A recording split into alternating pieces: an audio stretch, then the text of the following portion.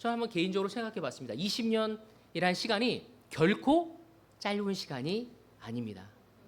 그리고 또한 20년이 그냥 흘려온 것이 아닙니다. 그 안에는 기쁜 날이 있었고 또 눈물의 날이 있었습니다. 그래서 어쩌면 어떤 형제 자매들에게는 그 20년 안에서 이제 다 끝났다, 그런 느낌을 받은 순간도 있었을 것이고, 어떻게 이 길을 계속 더 걸어가야 하나 하는 그런 순간도 있었으리라 생각됩니다. 그러나 여러분은 여기에 있습니다. 포기하지 않았고 또 믿음을 놓지 않았고, 그러기에 오늘 이 자리에 여러분 모두가 함께하고 있습니다. 저는 오늘 여러분 한 분 한 분의 얼굴을 바라보면서 오늘 바울이 빌립보 교인들에게 고백한 그 말씀을 여러분에게 드리고 싶습니다. 빌립보서 4장 1절입니다. 사랑하고 사모하는 나의 형제 자매 여러분, 나의 기쁨이요 나의 면류관인 사랑하는 여러분. 바울은 이 빌립보 교회가 너무나 특별했습니다. 그리고 마음으로부터 우러나와서 그들에게 마음을 전하고 싶었습니다. 저는 이 글을 읽으면서 단순한 인사가 아닙니다. 바울은 지금 이 글을 썼을 때 감옥 안에서 이 말을 썼습니다. 그에게는 자유도 없었고 또 미래도 불확실한 그 자리에서 그의 기쁨은 여전히 빌립보에 있는 형제 자매들, 그 성도들이었습니다. 하나님 안에서 함께 믿음의 길을 걸어온 그 성도들이 그 바울에게 있어서 자랑이었고 면류관이었습니다. 저 역시 그렇습니다. 지난 20년 여러분이 있었기에 이 분당 교회가 있었습니다. 여러분의 기도가 있었기에 공동체가 지켜졌습니다. 여러분이 믿음을 포기하지 않았기에 오늘 이 역사가 이루어질 수 있었습니다. 여러분 한 분 한 분이 하나님의 선물이시고 이 교회의 기쁨이며 면류관이라는 것을 기억하기를 바라겠습니다. 오늘 말씀을 시작하면서 우리 옆 사람에게 있어줘서 감사하다고 우리 격려 얘기를 짧게 나누도록 하겠습니다.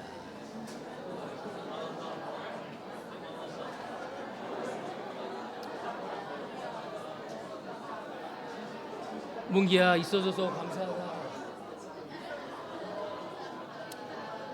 아멘. 아마 우리가 나누는 그 격려가 하나님이 보시기에 너무나 기쁠 것이라고 생각합니다. 오늘 저는 이 말씀을 붙들고 빌립보 4장 1장의 말씀을 붙들고 우리가 걸어온 길을 돌아보고 오늘 우리가 서 있는 자리를 확인하고 앞으로 나아갈 방향을 함께 나누고자 합니다. 오늘 저희가 세 포인트를 제가 준비를 했는데 벌써 시작을 제가 52분에 시작을 했습니다. 거의 끝날 시간에 시작이 돼가지고 충분히 해도 괜찮겠죠, 임효정 목사님? 자, 제가 하다가 여러분 좀 지루해하면 제가 멈추도록 하겠습니다. 오늘 저의 첫 번째 포인트는요, 약함을 인정할 때 은혜가 시작됩니다. 바울이 어느 날 자신의 가장 솔직한 고백을 성경에 쓰고 있습니다. 여러분 로마서를 읽다 보면 바울은 로마서가 전도여행의 3차 여행의 거의 끝날 무렵에 고린도에서 쓰였다고 이야기를 하고 있습니다. 그때 그가 너무나 가지고 왔던 신학에 대해서 서술을 하면서 이 7장에 가서 엄청난 이야기를 하고 있습니다. 7장 24절에 보면 그는 솔직한 고백으로 이렇게 얘기하고 있어요. 나는 비참한 사람입니다. 누가 이 죽음의 몸에서 나를 건져 주겠습니까? 사실 바울은 이 말을 쓰기 전까지는 바울은 스스로의 의지와 열심으로 늘 앞에 서 있는 사람이었습니다. 하지만 어느 순간부터 마음으로 선을 행하고 싶었지만 빈번히 자신의 기대를 저버리는 자신을 보게 된 것입니다. 친절한 사람이고 싶었고 또한 넉넉히 나누어주는 사람이 되고 싶었지만 쉽지 않았고 냉랭한 자신의 마음을 볼 때도 있었고 움츠러지는 자신을 느낄 때도 있었습니다. 어쩌면 우리도 다르지 않을 것입니다. 20년의 세월 속에서 우리는 때로 실망스러운 우리 자신을 보았습니다. 20년에 처음 시작할 때는 모든 것을 다 할 수 있다는 믿음으로 시작했으리라 믿습니다. 어쩌면 여러분의 육체도 더 강했으리라 생각합니다. 하지만 어느 순간부터 내가 왜 이럴까 하고 고개를 숙인 적이 있었을 것입니다. 잘하고 싶었는데 잘 안 될 때, 또한 사랑하고 싶은데 사랑이 잘 안 될 때, 또한 상처와 내가 받은 여러 가지의 문제로 인해 더 이상 다른 사람을 바라보지 못하고 믿음으로 살아가고 싶지만 믿음으로 살아가기는커녕 세상에 이끌려갈 때 우리는 우리 스스로 이제는 나는 안 되는가 보다. 더 이상 내가 무엇인가 한다는 것에 대한 믿음을 갖기가 어려울 때가 있었으리라 생각되어집니다. 어쩌면 이 자리에 20주년을 맞이하면서 그런 마음을 갖고 있는 사람이 있을 거예요. 목사님, 그 말씀 제가 알겠는데 더 이상 제 삶을 움직일 수 있는 힘이 되지는 못하고 있습니다. 머리로는 알고 있는데 더 이상 움직여지지 않고 있습니다. 바로 그때 우리가 해야 할 고백은 하나님, 저는 혼자서는 안 됩니다. 바로 그 고백이 은혜의 시작입니다. 바울은 너무 놀라운 자신의 신학을 나열하다가 마지막 그 순간에 7장을 써가면서 자신이 얼마나 비참하고 은혜 가운데 있는지를 깨닫게 되어진 거죠. 주님의 은혜는 내가 뭔가 잘하고 잘할 수 있을 때가 아니라 내가 못하고 내가 부족하고 내가 자신이 없었을 때 주님의 은혜로 시작되어질 수 있는 것입니다. 요즘에 저에게 가장 흥미로운 단어 중에 하나가 자아라는 단어입니다. 여러분 그 자아라는 뜻을 알고 계시죠? 여러분 자는 그 스스로 자고 아는 바로 나아자입니다. 그 나아자를 찾아보면요, 손수자와 창과라는 글자가 합쳐진 글자예요. 그 내용은 뭐냐면 나라는 존재는 손에 창을 들고 자신을 지키는 모습이라는 것입니다. 어느 순간부터 제가 영적으로 시작했다가 시간이 지나면서 수많은 상처와 실망과 기대가 저물어지면서 자아가 강해지는 내 모습을 볼 때가 있습니다. 내 힘으로 버텨버리려고 하고 내 힘으로 용서하려고 하고 내 힘으로 나를 움직이려고 할 때 우린 더더욱 외롭고 힘들어지는 내 자신을 보게 됩니다. 사실 인간은 본능적으로 자신을 지키려고 하고 자신을 주장하려고 하고 자신을 방어하려 하고 때로는 다른 사람과 싸우려고 합니다. 그래서 나라는 그 단순한 대명사가 아니라 자기 중심성을 가진 그 글자를 우리는 묵상할 필요가 있습니다. 왜? 우린 성령으로 시작을 했다가 성령으로 마무리를 해야 하는데 어느 순간부터 손에 쥔 창을 들고 끝까지 버티려고 할 때가 있습니다. 그때 하나님의 은혜가 들어올 수가 없는 거죠.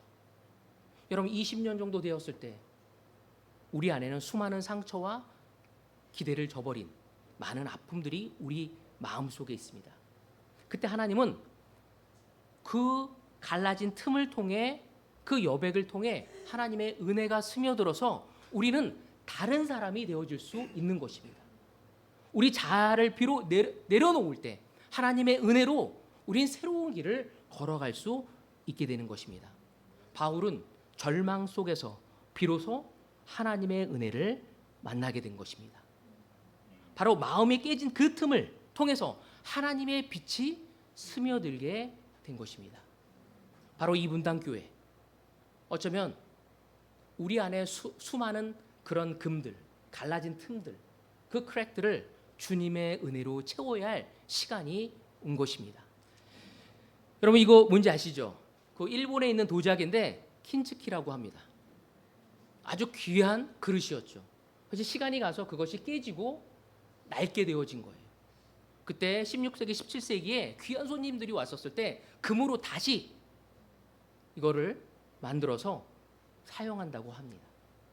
저는 이 글을 읽으면서 제가 굉장히 큰 격려가 됐던 게 뭐냐면 하나님은 우리를 완전히 새롭게 그 갈라진 그 틈을 통해서 은혜로 채워서 더 귀한 그릇으로서 귀한 손님들을 하나님의 미션을 행할 수 있도록 우리를 인도하신다는 것입니다. 로마서 8장 1절에서 2절입니다.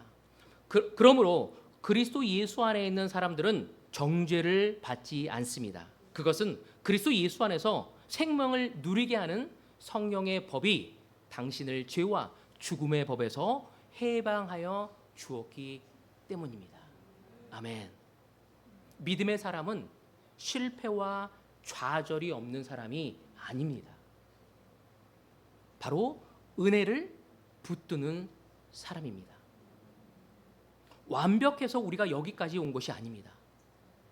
우리의 약함을 인정하고 하나님 앞에 우리가 들고 있는 그 창을 내려놓았기에 이 공동체가 오늘까지 이어져 온 것입니다. 20년 동안 눈물의 기도를 드린 분들이 있습니다. 아무도 몰라주는 그 헌신을 감당하신 분들이 우리 가운데 있습니다. 어쩌면 우리 가운데 이런 사람도 있을 거예요. 내가 부족한데 이 자리에 있어도 되나? 그러나 그런 분들이 떠나지 않았기에, 그 약함을 하나님께 가져왔기에 오늘 이 교회는 쓰러지지 않고 지금 존재할 수 있는 것입니다. 약함을 인정하는 것, 바로 그것이 믿음의 첫걸음이며 바로 은혜의 문이라는 것을 여러분 기억하십시오. 두 번째 포인트입니다. 두 번째는 우리가 여기까지 온 것은 서로가 서로의 곁이 되었기 때문입니다. 전도서 4장 9절에서 10절 말씀입니다. 혼자보다는 둘이 더 낫다. 두 사람이 함께 일할 때 더 좋은 결과를 얻을 수 있기 때문이다. 그 가운데 하나가 넘어지면 다른 한 사람이 자기의 동물을 일으켜 줄 수 있다. 아멘. 여러분, 성경은 우리에게 얘기하기를 우리 옆에 동무가 필요하다고 얘기하고 있습니다. 친구가, 형제가, 자매가 필요함을 이야기하고 있죠. 사람은 혼자 설 수 있는 존재가 아닙니다. 바로 예수님이 하늘나라로 떠나셨을 때 바로 형제 자매를 허락하셨고 교회를 허락하신 이유가 바로 그것입니다. 여러분, 이 세상에서도 많은 학자들이 얘기합니다. 인간은 혼자 살 수 있는 동물이 아니라고. 여러분, 아리스토텔레스라는 사람도 인간은 바로 사회적 동물이라고 얘기합니다. 또 유대인의 아주 유명한 유대인 그 사회 철학자도 얘기합니다. 마틴 부버라는 사람이 바로 우리 또한 남녀라는 관계 속에서, 나와 너의 관계 속에서 진실한 관계가 우리의 정체성을 만들어갈 수 있다고 이야기합니다. 어떤 시인은 이런 얘기도 했습니다. 세상 모든 것들이 서로 비스듬히 기대고 있다고 합니다. 여러분, 우리는, 이 교회는 서로가 서로를 기대며 서로를 의지하고 서로를 돌보며 감사하며 나갈 수 있어야 합니다. 여러분, 사람이 혼자 서 있을 수 있는 공간이 한 몇 센치면 충분할까요? 발 사이즈에 따라 좀 다르겠지만 한 30cm 정도면 서 있을 수 있습니다. 근데 여러분, 30cm만 땅이 있고 옆에가 절벽이라면 여러분 서 있을 수 있을까요? 서 있을 수 없습니다. 옆에가 절벽이라면 우린 결코 서 있을 수 없는 거죠. 우리를 서게 하는 것은 내가 딛고 있는 선 땅뿐만 아니라 옆에 있어주는 사람, 그 사람이 나를 서게 할 수 있다는 것을 우리는 알아야 합니다. 제가 캘리포니아의 그 공원에 갔었을 때요, 그 이 나무를 봤습니다. 캘리포니아 그 레드우드라는 나무거든요. 이 나무는 전 세계에서 가장 큰 나무입니다. 한 몇 미터 자란지 아세요? 60m에서 90m. 아주 큰 건 100m가 넘는다고 합니다. 그런 엄청난 나무예요. 근데 너무 재밌는 게 뭐냐면요, 이 뿌리는요 2m에서 4m밖에 안 된대요. 근데 이 나무가 어떻게 서 있을까요? 바로 그것은 그 뿌리 안에, 그 뿌리가 땅속을 향해서 서로가 엉켜 있는 거예요. 그 나무들 뿌리끼리 서로 엉켜 있기 때문에 존재할 수 있는 거죠. 저는 제자 삶을 36년을 살아왔습니다. 처음에 너무 감사하는 마음으로 제자가 되었지만 그 36년 동안 너무나 큰 은혜도 있지만 제 삶에 가장 큰 아픔과 괴로움도 많았습니다. 전임을 그만두고 싶을 때도 있었고, 제자의 삶을, 이 교회에서 내가 제자의 삶을 끝까지 살아갈 수 있을까? 라고 고민한 적도 많았습니다. 그때마다 제 옆에 하나님께 뿌리를 내린 그 형제 자매들이 저를 돌봐줬고 제 뿌리를 붙들고 있었기 때문에 바로 지금의 제가 존재할 수 있었고 지금의 내가 있을 수 있게 된 것입니다. 저는 아직도 기억합니다. 제가 17년 전에 대구에 내려갔었을 때 너무너무 쉽지가 않았습니다. 그때 새벽에 한 2시, 3시에면 저절로 눈이 떠지는 거예요. 그리고 대구에는 신천이라는 곳이 있습니다. 여기는 탄천이 있지만 저기는 신천이 있습니다. 그래서 제가 잠이 안 와서 그곳에 가서 기도하며 하나님께 부르짖으며 왜 저에게 이런 상황을 허락했냐고 제 화에 못 이겨 기도한 적이 많았습니다. 그때마다 제 주변에 있는 형제 자매들이 저를 애워싸고 사랑해 주었죠. 우리 대구에 있는 우리 임태화 형제, 아까 집에 나온 우리 리더십들이 인사한 거였거든요. 우리 이성구 형제, 김상장 형제, 그 형제들이 저를 붙들고 사랑해주고 격려해주고 위로해주고 함께해줬기에 제가 있을 수 있는 것입니다. 뿐만 아니라 이 분당교회에서도 우리 임효정 목사님이 저에게 서프라이즈 그 격려를 주겠다고 얘기도 안 하고 몰래 오셔서 그 큰 얼굴을 내밀며 저에게 아낌없는 격려와 사랑을 나눴습니다. 제가 그때 그 격려를 받아서 너무 많이 울었죠. 너무 고맙다고. 여러분, 우리는 서로가 필요로 합니다. 사도 바울의 인생의 말년에 있어서도 참 놀라웠던 것 중에 하나가, 여러분들이 로마서를 읽다 보면요, 그 마지막 16장은요 하나하나 이름을 불러가면서 그가 이야기를 하고 있습니다. 거기 나온 사람들을 보면 뭐 자매 베베, 브리스가와 아굴라, 에베네, 마리아, 여러분 교회 역사에서 크게 알려진 사람이 아닙니다. 그리고 업적을 남긴 사람도 아닙니다. 하지만 바울은 한 명 한 명을 기억하고 호명합니다. 그 까닭이 무엇이었을까요? 이 사람이 없었다라면 바울이 바울답게 살아갈 수 없었던 거였죠. 바울이 바울의 그 미션을 행할 수 없었다는 것을 바울이 알았기 때문입니다. 바로 20년 동안 여러분들이 서로를 지켜주고 묵묵히 서로를 위해 기도해 주었기에 이 교회가 있을 수 있었던 것입니다. 여러분, 이게 홍수림이라고 해서요 맹그로브 나무입니다.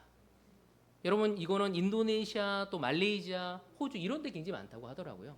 근데 우연치 않게 제가 기사를 읽었는데 이 나무가 굉장히 많이 사라졌다가 다시 살아나고 있다는 기사를 제가 읽었습니다. 근데 이 나무가 되게 신기한 게 뭐냐면 민물과 바닷물이 교차하는 곳에서 뿌리를 내고 사는 나무예요. 이 맹그로브 나무가. 그리고 이것이 그 블루카본이라고 해가지고요 이 탄소를 엄청나게 저장을 한대요. 그래서 이 나무가 굉장히 필요하다고 하더라고요. 근데 요즘에 좀 살아나고 있다고 하고 있는데, 그래서 탄소를 이 뿌리에 저장을 해서요 엄청난 그 탄소를 저장해서 지구의 온난화와 여러 가지 환경을 보호할 수 있는 나무라고 하더라고요. 근데 이 나무가 사실은 나무가 짠물에 들어가면 어떻게 돼요? 죽어요. 근데 이거는 짠물이 들어올 때 죽지를 않아요. 이 나무는요 이 뿌리가 아주 삼탑을 해가지고요 98%의 염분을 제거하고 물만 흡수를 한대요. 근데 2%는 올라오잖아요. 그럼 어떻게 돼요? 죽어야 하잖아요. 근데 죽지 않고 이 나무를 감아보면 잎을 보면요 주황색으로 변해서 뚝뚝 떨어지는, 그러니까 가을에서 떨어지는 게 아니라 가끔씩 그 잎이 주황색으로 해서 떨어져 죽는데요. 그게 뭐냐면 그 수많은 잎 중에서 한 잎이 희생을 하는 거야. 그 염분을 빨아들여서 그 잎으로 보내게 되는 거죠. 그리고 그 나무는 사는 것입니다. 독한 염분을 특정한 잎에 하나로 모아서 그 잎 스스로를 희생시키는 거죠. 그래서 그 나무가 있는 그 물가를 보면요 그 떨어진 낙엽은 아름다운 것이 아니라 희생의 모습을 드러낸 것입니다.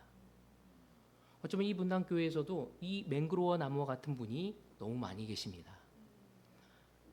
교회에 수많은 어려움과 고난과 역경이 있었을 때 말없이 아픔을 자기 속으로 담아내며 이 공동체를 위해 노력하고 헌신한 분들이 있습니다. 드러나지 않은 자리에서 묵묵히 섬긴 분들, 낙심한 이의 손을 잡아준 사람들, 눈물을 흘리는 사람들의 곁을 지켜준 분들, 오늘 그들의 수고가 오늘의 우리를 만들었다고 저는 확신합니다. 갈라디아서 6장 2절입니다. 여러분은 서로 남의 짐을 져주십시오. 그렇게 하면 여러분이 그리스도의 법을 성취하실 것입니다. 바울은 이 갈라디아 교회에 이야기하기를 그리스도의 법을 성취할 거라고.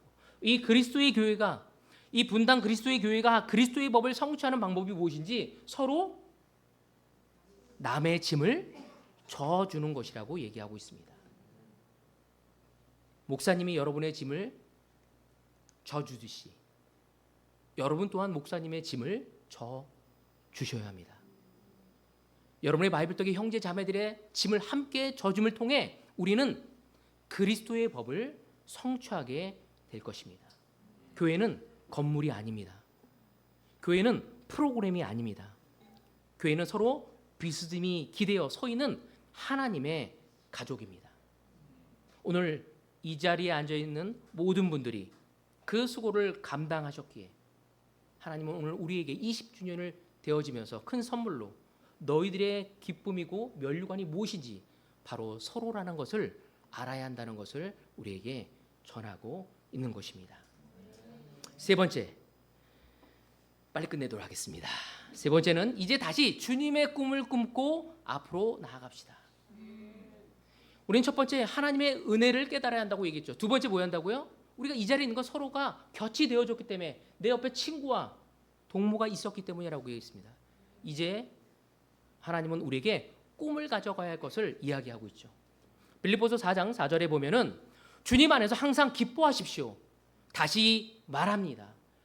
기뻐하십시오. 저는 이 글을 볼 때마다 도전이 되었습니다. 왜? 바울이 승승장구할 때가 아니었죠. 바울이 어디에 있을 때였죠?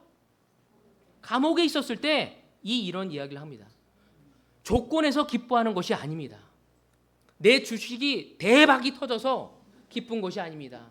내 집이 올라서 기뻐하는 것이 아닙니다. 내가 승진해서 내 아이들이 대학에 들어가서 바로 그것이 아니라 이 바울은 영적인 기쁨을 이야기하는 거죠.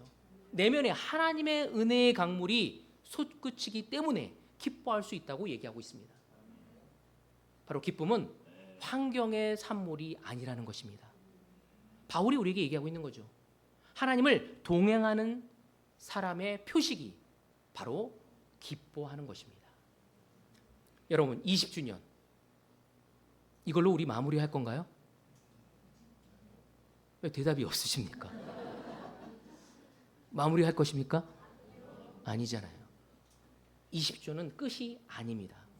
20주년은 뭘까요? 맞아요. 새로운 시작입니다. 예레미야 같이 보도록 하겠습니다. 11절. 너희를 두고 계획하고 있는 일들은 오직 나만이 알고 있다. 내가 너희를 두고 계획하고 있는 일들은 재앙이 아니라 번영이다. 너에게 미래에 대한 희망을 주려는 것이다. 아멘. 저는 이 구절이 잊을 수 없는 구절입니다. 제가 처음 세례 받을 때 보여준 구절이었거든요. 근데 하나님은 다시 한번 36년이 된 저에게도 이 구절을 주시고 지금 여러분에게도 주고 있는 것입니다.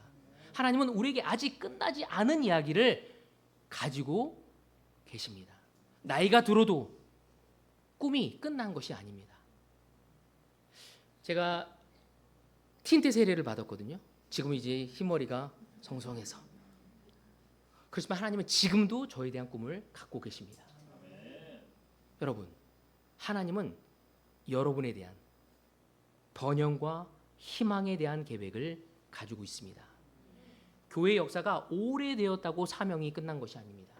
하나님은 믿음의 유산을 가진 사람들을 통해 새로운 세대를 일으키고자 하고 있습니다. 오늘 우리에게 필요한 것은 더 큰 계획이나 더 많은 프로그램이 아닐 수 있습니다. 우리 모두가 다시 이 예레미야 29장에 나온 말씀처럼 다시 한번 주님의 꾼 앞에 그 각 개인 한 명 한 명 형제 자매들이 서 있는 것이 우리에게 필요한 것입니다. 주님이 이 교회를 통해 이루고자 하신 것이 무엇인지 다시 묻는 것입니다. 20년 동안 내가 은혜를 너희와 함께 했고 이제 20년 이후에 너희들이 무엇을 하고자 하는지를 우리에게 묻는 시간입니다. 로마서 12장 1절입니다. 형제자매 여러분, 그러므로 나는 하나님의 자비하심을 힘입어 여러분에게 권합니다. 여러분의 몸을 하나님께서 기뻐하실 거룩한 산 제물로 드리십시오. 이것이 여러분이 드릴 합당한 예배입니다. 바울은 이 로마서를 보면 11장까지는 그의 신학적인 것에 대해서 나열합니다. 근데 12장부터 16장까지는 뭘 얘기하냐면 그 신학을 가지고 우리가 어떻게 살아야 할 건지를 이야기를 나누고 있죠. 그래서 이 12장을 시작하면서 뭐라고 얘기하고 있냐면 바로 여러분의 몸을 하나님께서 기뻐하실 거룩한 산 제물로 드리라고 얘기하고 있습니다. 몸으로 드리는 예배가 무엇일까요? 우리의 일상이 예배가 되어지는 것입니다. 여러분, 이 시대의 기독교인들이 개독교라고 듣는 이유가 무엇일까요? 교회에서만 기독교고 나오면 개독교인이 되는 거죠. 그 이유가 뭘까요? 우리의 삶이 직장에서는 이루어지지 않은 것입니다. 교회에서는 집사고 리더고 많은 걸 하지만 내 이웃과 내 직장과 내와 함께 있는 사람들에게는 기독교인으로 모르게 될 수도 있다는 것입니다. 여러분, 우리의 헌신이 되어지고 우리의 몸이 주님의 손과 발이 되어지는 것이 바로 몸으로 드리는 예배인 것입니다. 우리 가운데 누군가 슬픔에 함께 있는 사람에게 다가가서 함께 해줄 때, 지쳐있는 형제 자매들에게 가서 짐을 들어줄 때, 외로운 사람에게 기대의 언덕이 되어줄 때, 바로 그것이 몸으로 드리는 예배입니다. 주님의 꿈이 이 땅에서 이루어지시는 방식인 것입니다. 빌립보서 4장 13절에 보면 나에게 능력 주시는 분 안에서 나는 모든 것을 할 수 있습니다. 제가 예전에는요, 스케줄을 잡을 때 하루에 3-4개를 연속해서 잡았어요. 지금은 그렇게 하면 어떻게 될까요? 집에 가서 푹 쓰러져 있는 저를 봅니다. 여기 올라오기 전에도 목요일 날이, 제가 금요일에 올랐거든요. 목요일 날에 스케줄이 4개였어. 지쳐서 그냥 완전히 넉다운이 됐어요. 이제는 체력적으로 그 4개를 다 하는 게 저에게 어렵더라고요. 그래서 내가 타협해야겠구나. 뭔가 이제 아내가 저한테 죽도록 하면 이제 죽어. 그런 얘기를 많이 하거든요. 운동도 죽도록 하지 마. 제가 어떻게 생각했냐면 이 구절이 저에게 힘이 됐습니다. 여러분, 우리는 스스로의 힘으로는 부족합니다. 그러나 내게 주시는 그 능력 주시는 분 안에서는 우리는 할 수 있습니다. 여러분, 우리는 더 큰 사랑의 공동체가 되어야 합니다. 우리는 서로를 더 품어줘야 합니다.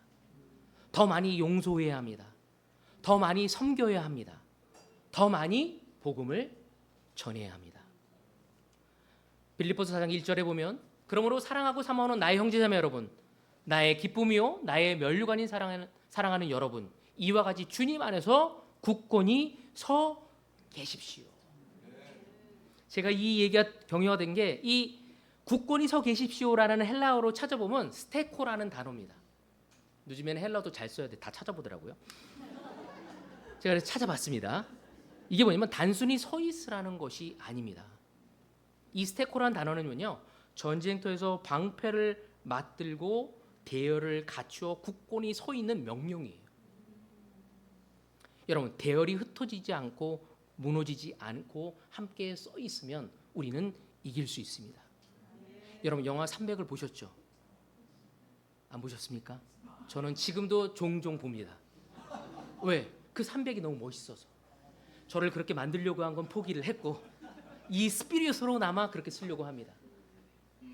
여러분, 그 300명이, 그 대열이 바로 페르시아군 7,000명을 막았습니다.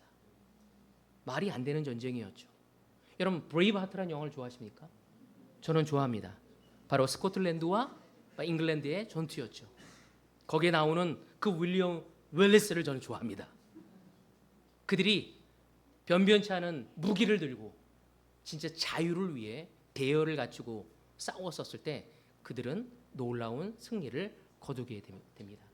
여러분, 20년 우리는 흩어지지 않았습니다. 사탄은 우리의 대열을 흩어지게 너무나 많은 유혹을 던졌습니다. 오늘 그 대열이 이 자리에 있습니다. 이제 우리는 다음 시간을 향해 그 대열을 정비해야 합니다. 약함을 인정하고 서로에게 곁이 되어주고 주님의 꿈을 품고 우리의 몸을 드리는 공동체로 나아가기 위해 대열을 갖춰야 합니다. 제 삶에 그 대열을 갖춘 그 형제 자매들을 보며 저는 용기를 냈습니다. 옆에 있는 우리 지상민 형제를 통해 힘을 얻습니다. 내 옆에 우리 백광현 형제가 아직까지 4kg, 오늘은 4kg를 살을 뺐어서 너무 저 잘생겨진 모습으로 서 있던데 서 있는 모습으로 이 자리에 있습니다. 우리 또한 박기수 아버님이 연로하셨지만 대열을 갖추고 서 계십니다. 바로 그러기에 우리는 희망이 있습니다. 마지막 구절입니다. 나는 선한 싸움을 다 싸우고 달려갈 길을 마치고 믿음을 지켰습니다. 이제는 나를 위하여 의의 멸관이 마련되어 있으므로 의로운 재판장이신 주님께서 그날에 그것을 나에게 주실 것입니다. 바울이 마지막을 이렇게 이야기하고 있습니다. 하나님께서 이 교회를 통해 이루실 일들이 앞으로 무궁무진합니다. 여러분, 창립 20주년, 이것은 마침표가 아니라 새로운 출발선입니다. 사랑하고 또한 사모하는 나의 형제 자매 여러분, 여러분이 저의 삶의 기쁨이고 또한 면류관입니다. 이와 같이 함께 우리 굳건히 서서, 저는 대구에 서 있겠습니다. 여러분 분당에 서서 우리 새로운 미션을 향해 주님의 은혜를 위해, 주님의 영광을 위해 나갈 수 있는 우리 모두가 되어지길 바라면서 오늘 말씀을 마치도록 하겠습니다.